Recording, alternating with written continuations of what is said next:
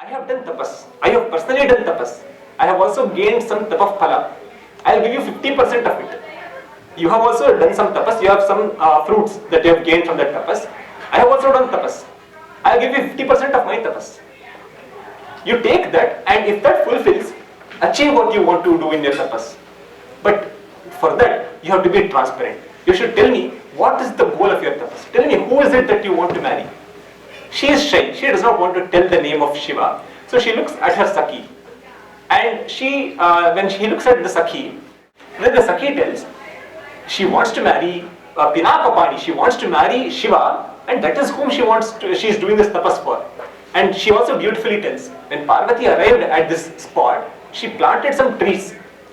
The trees have grown, they have started giving fruits, but fruits for her tapas have not yet been given, so she is still continuing her tapas.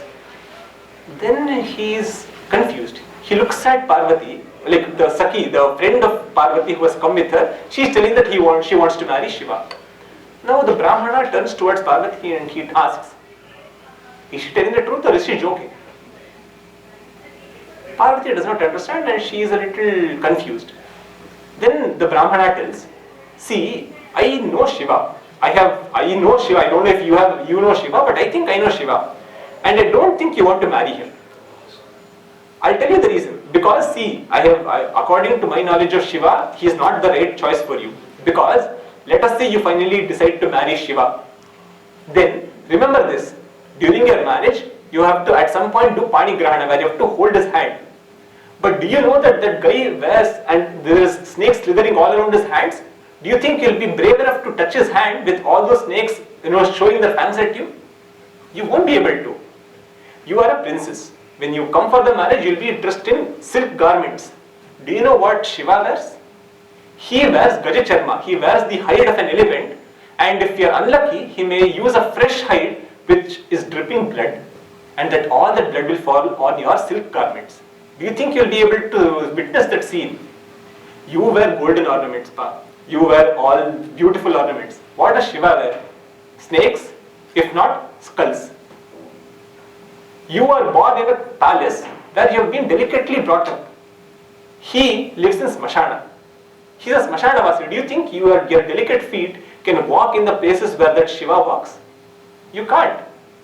You as a princess have ridden elephants, you have driven chariots drawn by beautiful horses. When you marry him, you will be sitting next to him on a bull. If people who come to your marriage look at you sitting on a bull, you think they'll be happy, they'll mock at you, they'll humiliate you.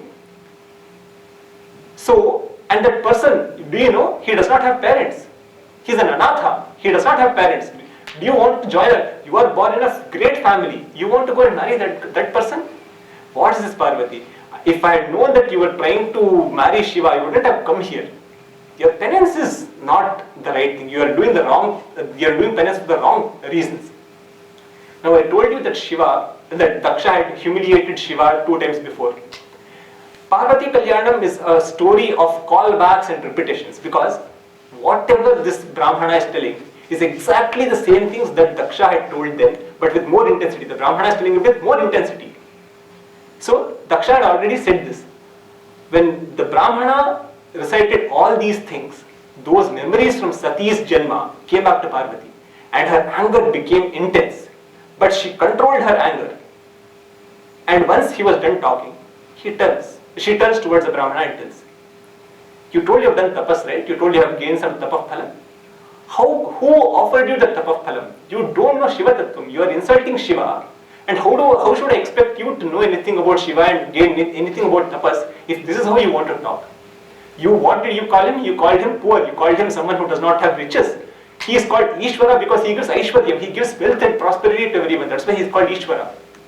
You called him hideous. You called him someone with 3 eyes. Don't think of it like that.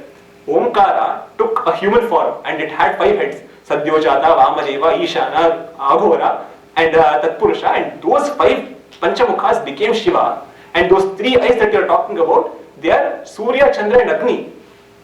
You called him Kurupa, you called him someone who is inauspicious. He is called Shankara, Sham Karoti iti Shankara. He who does auspicious things, he who brings auspiciousness, he is Shankara. You called him someone who has snakes withering all around his body. each of those sarpas is a yoga siddhi that he holds and he bestows it to his bhaktas. So he is Nagabhushana. And you call him someone who wears bhasma, who wears kapala, who walks in the smashana.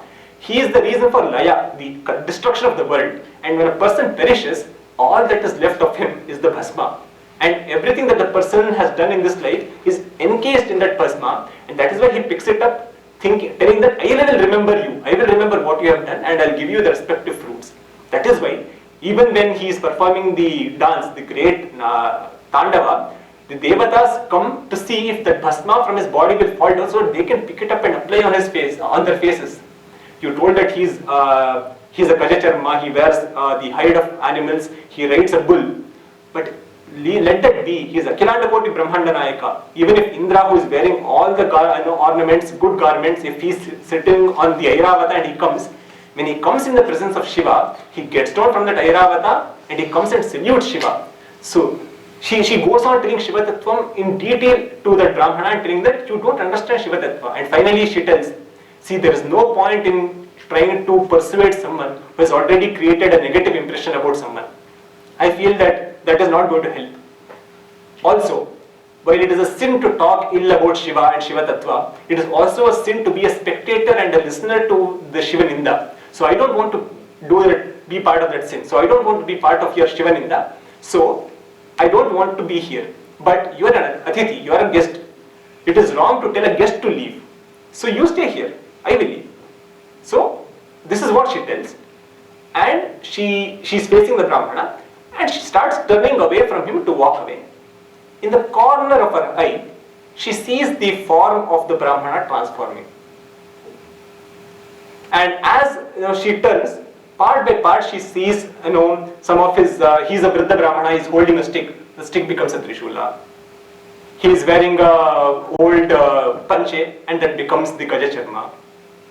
His eyes, which were 2, became 3. So essentially, it was Shiva who had come to test that in previous Janma when she was Sati, when Shiva was insulted, when she was insulted, she gave up to her anger and she let herself being consumed by that anger.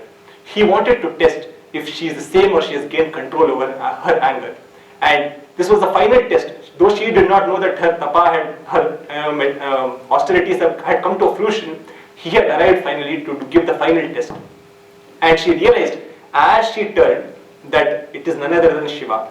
And Kalidasa, being Kalidasa, beautifully tells, she had raised one leg to leave. So when you are walking, she had kept one foot in the air to leave. But she realizes that as she turns, she realizes that this Brahmana is Shiva. So that leg stood there, undecided whether it should stay back because it is Shiva, or leave because she is ashamed now, because she is talking about Shiva to Shiva. So she is undecided, and Kalidasa tells, Shailadi Rajatanaya na yayavna tastho. She remained undecided whether she has to leave or to stay. Finally, after having gained back her composure, she is shy and she is looking down. And finally Shiva makes a beautiful statement. This is one of the gems of Kumara Sambhavam, which is, he tells, Adya Prabhrityavanithangi tavasmi dasaha kritas tapobhiritivadvi chandramaudu. He tells, oh Avanatangi, oh beautiful lady, Adya Prabhriti, from today, tavasmi dasaha, I am your servant. I am your servant. And how have you purchased this servant? Kritaha, I have been purchased. Tapobhiriti, from your tapas, you have purchased me. And from today, I am your dasa. I am your servant. Whatever you say, I'll follow. This is all she had done this tapas for. This is all she was aiming to get. She wanted to be one with Shiva, and Shiva comes and makes this beautiful statement. And she is elated. Then Shiva suddenly tells, okay, now that I have told that I have accepted you, come, let us go to Kailasa. She tells, wait, stop. Till now you were passing all the orders. Now I will also pass. You have told me that you are my dasa. So I will also pass some orders. In this life, when I was Sati, our marriage was not something of a very big thing. We didn't invite people. The marriage was done in a very haphazard way because Daksha was not interested. But now, I want to have a correct marriage. You who wants to marry me, come and ask my parents for permission. You come and marry me in a mantapam in a correct way. Shiva is like, see, I am Shankara. I have never asked anyone anything. You want me to go and ask your parents? How should I ask? You do it. Now it is up to you. You told that you want to marry me. Now you do. You find out a way to do it. Now Shankar is like, okay, you have told, I have to follow. Okay, fine. So Parvati goes back to her parents' place, and now Shiva thinks, what should I do? So he remembers the Saptarshis. The Saptarshis come along with Arundhati, and he tells, see, I'm in a problem. I have to ask something, I don't know how to ask. Please, you ask instead of me. So he tells, you bear the message of me wanting to marry Parvati and take this message to Himavan and Mena, and please get their approval. The Saptarshis are very happy. They are elated to be called for this auspicious occasion, for being the bearers of such good news. So immediately they make their way to Oshadiprastha, which is the capital city of Himavan and Mena. And as they enter, the city of Oshadiprastha is like Kubera's kingdom, Kubera's capital city. Beautiful gardens, beautiful trees, Devadaru trees are present. The people are very happy. Everything is auspicious. As they make their way, Himavan and Mena are anticipating an arrival of Shiva, but the Saptarshis have arrived. So they welcome them and they do the Atithi Satkara, and finally the Saptarshis tell, as you are already aware, we have come on behalf of Shiva, bringing the news of his request for marrying your daughter, and we request you to please kindly approve. Himavan and Mena are very happy, they are ready, but still they call Parvati and tell, see, a marriage proposal has come from Shiva's side, are you okay with it? She looks at them. I did tapas for so long for this and you're still asking me this question? But it is always, you have to get the approval from the girl also, so that's what they did. And once everyone was happy, they went and told the Saptarshis that yes, they are all happy to get Shiva as our son-in-law. Please take this message. And immediately they look at the Panchanga, they look at the Tithis, and they tell that the marriage is supposed to happen on the third day from today. In 3 days the marriage will happen. Himavan is like, 3 days, there is no time to prepare. It is the marriage of Shiva and Parvati. Everything will organize itself. And they leave. And they come back to Shiva and tell that, yes, they have agreed to the marriage, and the marriage is in 3 days. Shiva told, 3 days, I have to wait for 3 more days. How can I do that? Kalidasa beautifully puts this in words that he who made Parvati wait for so long felt it hard to wait for those 3 days for his marriage. And finally we reached this point, this climactic point that we have all anticipated, which is the Kalyanam. On the day of the marriage, here Oshadiprastha has been decorated beautifully by the people, and all the devatas, all the people have been invited from all around the world to come and witness this great marriage. People from all around the world have started making their way either to Kailasa or to Oshadiprastha. You are also free to choose your side. You can either be on the groom side or on the bride side. It's up to you, because both parties, as I will describe, have very important parts to play and very beautifully described. So here in Oshadiprastha, in a very good muhurtam, the Maitra muhurtam, Parvati is given the Mangala Snanam, and then they start decorating her. They put all the silk garments, the golden jewelry that she is supposed to wear, and the friends, they come, they start applying the lacquer, the alta, they start applying the kajal, and they start teasing her, as is seen in most of the marriages also. Then the mother comes and she applies the tilakam, and she ties the Raksha Sutram, the thread around her wrist, and she asks her to go and worship the feet of all the women who have come. And as the hairdressers decorate the hair, the makeup artists do their job, finally she looks at her own form in a mirror, and she thinks, oh, I am looking beautiful. Now let us shift our attention to Kailasa.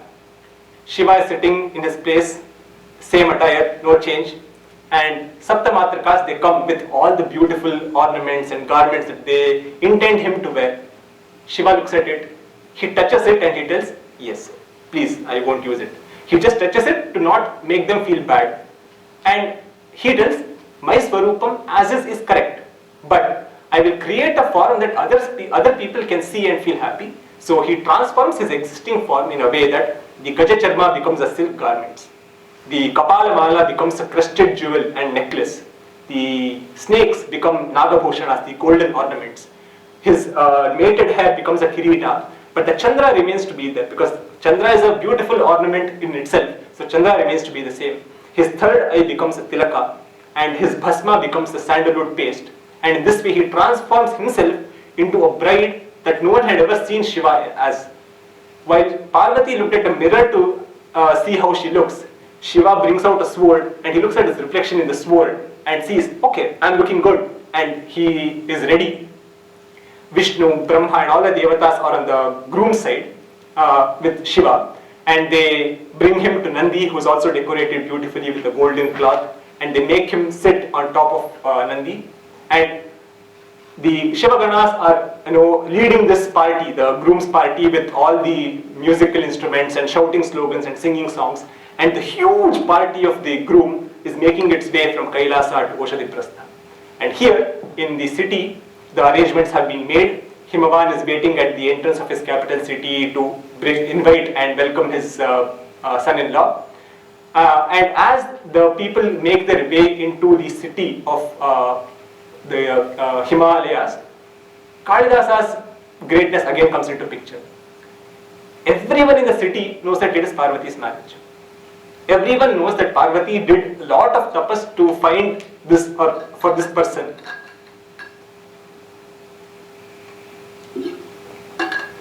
But no one has seen Shiva. They're all thinking, Parvati, who was delicate as a flower, she did tapas that no one ever thought of. If she is doing tapas for a person, how should that person look? What is the reason that she did so much of tapas? So everyone wants to catch a glimpse of Shiva. But if they wait till the marriage, there are devatas, there are kinnaras, there are kimpurushas. So the citizens of the piano city will be pushed all the way at the back where they can't even see a glimpse of Shiva. So the best way to do it is, as the Bharat, the groom's party, enters into the city, as they make their way through the city, that is the best time to catch a glimpse of Shiva. Here again, beautifully Kalidasa tells, the women are very interested in seeing, who is this Shiva? Is he that beautiful that Parvati had to do all this? So what they do is, see, they're all getting ready for the marriage. In one house, there is a woman who is getting ready. She has dyed her hair. She wants to try a different kind of color for her hair.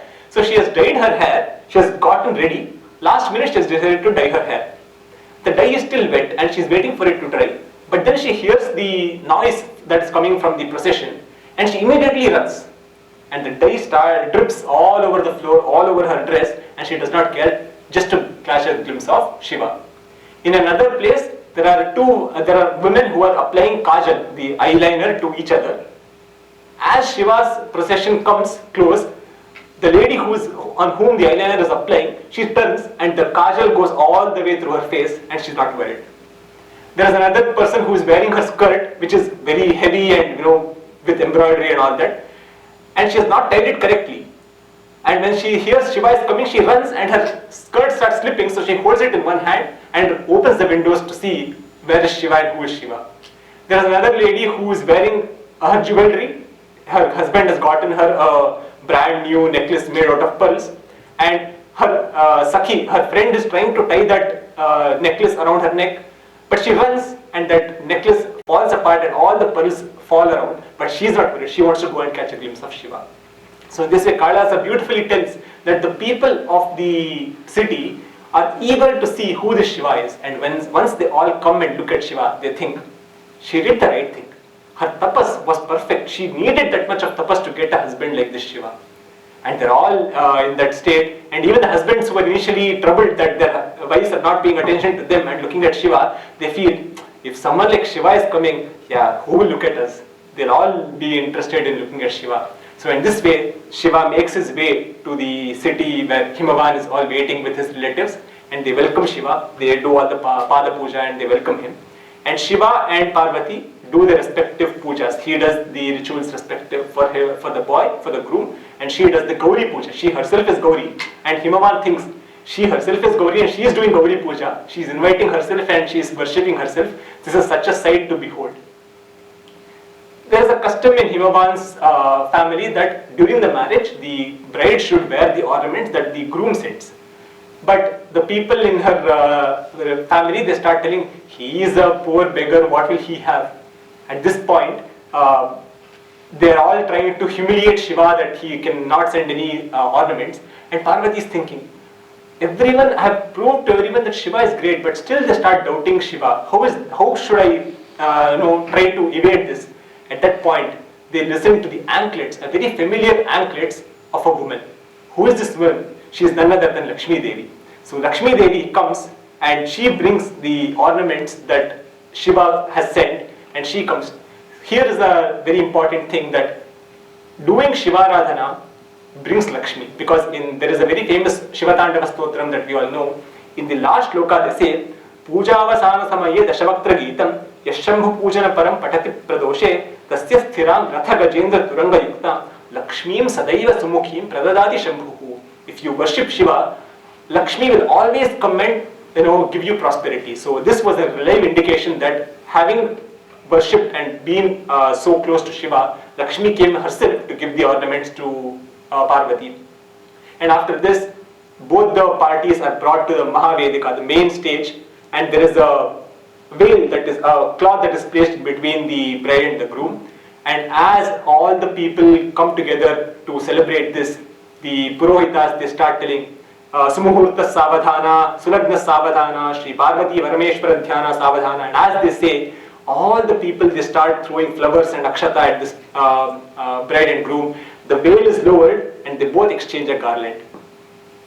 Once they do this, Parvati is overcome with emotion. So this is what she has been waiting the entire life for, and it is coming to fruition right in front of her eyes. After this, the event of Mangalya Dharanam happens. Mangalya Dharanam is the process of tying the knot made out of turmeric or gold in these days around the neck of the bride. And in any other puja, you invoke the devata, whomever you are worshipping in an idol. Once your puja is done, you ask them to leave. But Mangalya Dharanam is one such vidhi where you invoke Gauri and Lakshmi into that Mangalyam, and you never ask them to leave. You want them to always stay there. And as this Mangalya Dharanam happens, A.R. Rahman has made the Mangala Dharana Stotra very famous through his song. But in case of Shiva and Parvati, this changes a little. Mangalyam tantunanina jagadjivana hetuna kante bhadna vishuge trilokyam mangalam kuru. I am tying this Mangalyam around your neck so that you can do good to all the three worlds, because it is not a marriage of any two mortals, it is the marriage of Shiva and Shakti. And their marriage is to bring the prosperity to this entire world. And finally, Himavan does the Kanyadanam, where he acts as the conduit to give the prosperity in the form of Parvati to Shiva. And he is filled with emotion. The father always, the family of the bride always feels the emotion of sorrow and happiness. He is happy that she is going to be the wife of Pannagavarana, the Pannaga Bhushana Shiva. But he is also sad that yes, she may not be my daughter, but she also was brought up by me. So that mixed feelings is what he does the Kanyadanam with. Finally, they hold hands for the first time in Panigrahana. And now, she has never experienced this in this life, and when she does that, she experiences that excitement and she gets the goosebumps from this incident, and she is very happy. Finally, as this marriage comes closer to an end, they take the Saptapadi. There are 7 steps that are taken in Saptapadi. The first one, Ishe Ekapadi Bhava, where you ask, where you wish for health. Ujje Tripadi Bhava, for strength you take the second step. Rayas Poshaya Tripadi Bhava, where you ask for prosperity. Mayo Bhavaya Chatushpadi Bhava, you ask for happiness. Prajabhya Panchapadi Bhava, where you ask for good progeny, for good children. Ritubhya Shatpadi Bhava, you ask for that all the seasons and all the life that you will be with each other, you live a prosperous life. The final step is Saptapada. If you remember, I had told when the Brahmana was essentially Shiva had come, he told, when you speak 7 words with a person or take 7 steps, they become your friend. The 7th step of this Saptapadi is Sakhe Saptapadi Bhava. Through this 7th step, we shall be friends, because the friendship is the most crucial and the most important relation that can ever exist. And through this 7th step, they are telling that we shall always continue to be friends and experience all the hardships and happiness together. So with this 7 steps, they finish the Saptapadi and they perform the Raja Homam and they look at the Arundhati Nakshatra. And finally, they are made to sit on a swing, and all the Devatas, Vishnu, Brahma, they come and swing them on this swing. And with this, everyone, the Devatas are also happy. They have also waited so long for this to happen. So everyone is happy except for one person. Who is that person? Rati Devi. She has not yet gotten Manmatha back. So she comes to Parvati Devi and she tells, Devi, you and Shiva are now together, but where is my husband? So she creates Manmatha through her eyes, and that's why she's called Kamakshi, Kama Akshi, one who created Kama, Manmatha through her eyes, she's Kamakshi. And thus, now everyone is happy, everyone is contented, everyone is feeling the joy of Shiva and Shakti coming together. But the coming together of Shiva and Shakti also tells that their dualities, their opposites, their contradicting things. As you see, the things that the Brahmana said, you wear golden ornaments, he wears naga, he wears serpents. You wear necklace, he wears kapalamala. You wear kumkuma, he wears bhasma. So there are dualities, they are opposites. But what Shiva and Shakti's union tells us is, though they may be opposites, though they may be different, they are complementary. They come in a way that it becomes a whole. The union of Shiva and Shakti is the union to become of parts to become a whole. And this is beautifully brought out by a very famous shloka, which is usually at the end of Shiva Parvathikalyanam story. This particular stotram is recited, which is the Ardhanarishvara stotram, which is the stotra which is describing the Yugala Murti, the joint form of Shiva and Shakti, where the right half is Shiva and the left half is Shakti. And I will take a few lines from this Ardhanarishvara stotram to conclude this talk. Champeya Gauradha Sharirakayi, Karpura Gauradha Sharirakaya. What is her complexion? She has a dark brownish complexion similar to the champa flower. What is his complexion? Karpura. He is as white as Karpura. Dhammillakaye cha Jatadharaya. She has very beautiful dresses that are decorated with fragrant flowers, whereas he has a jata. Kasturika Kumkuma Chachitayi, Chita Rajaf Punja Vichachitaya. She is wearing Kumkuma and Haridra, the turmeric, whereas he is wearing Bhasma. Charat Padat Kankana Nupurayi, Padabja Rajat Paninupuraya. She is wearing anklets and earrings and necklace that is making the tinkling sound of ornaments. Whereas what is he wearing? Padabja Rajat Paninupuraya. He is wearing all the snakes as his ornaments. Vishal Nilotpala Lochanaye, Vikasi Panke Ruha Lochanaya. She has very beautiful big eyes. She is called Meenakshi because she has very big eyes, Vishalakshi. Whereas he has a very peculiar third eye, and in contrast, he has a very closed eye. If you see the form of Ardhanarishvara, the left half has a very big eye because of Shakti, whereas Shiva has a very shallowly opened eyes. Mandara Mala Kalitalakayi, Kapala Mala Kita Kandharaya. While she wears beautiful flower garland, he wears a garland made out of skulls. Divyambaraya cha Digambaraya. She is wearing silk garments, whereas he is wearing Gajacharma. Prapancha Srishtan Mukhalasthakayi Samasta Samharaka Tandavaya. She is the source of creation. She created Manmata. She is the source of creation, whereas he is the source of destruction. Jagat Jananye Jagadeka Pitre. She is the mother to everyone. She is Jagat Janani, Jagadeka Pitre. He is the father to the entire world. Shivanvitaya cha Shivanvitaya. She is Shiva. She is called Shiva. Parvati is the one with Shiva in him, and Shiva is the one with Parvati in him. And to this Shiva and Shiva, Namah Shivaya cha Namah Shivaya, to this Shiva and Shakti, we bow down. And with this, we conclude this extraordinary event of Parvati and Shiva Kalyanam. And I hope that their marriage brings out the prosperity that we all desire, and may it all fulfill our wishes and bring out the best in us. And it is told that reciting this story in any place creates not just prosperity, but if there are marriages that are supposed to happen, they happen without any further distractions and obstructions. And with that, we will pray to the lotus feet of the Ardhanarishvara Shiva Shakti and try to gain their blessings.